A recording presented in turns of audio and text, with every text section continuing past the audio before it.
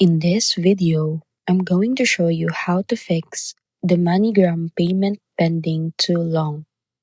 So the first thing you need to do is to make sure your internet connection is stable, then log into your MoneyGram account and double check that all your personal details and recipient informations are correct.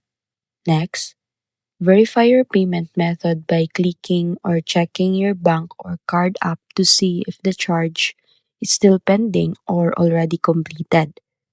If the payment is pending for more than 24 hours, try canceling the transaction and sending it again, or switch to a different payment method. You should also update the MoneyGram app to the latest version or try using MoneyGram website instead. And finally, if really none of this work, contact MoneyGram customer support directly and provide your reference number so they can manually review your transactions. So that's it.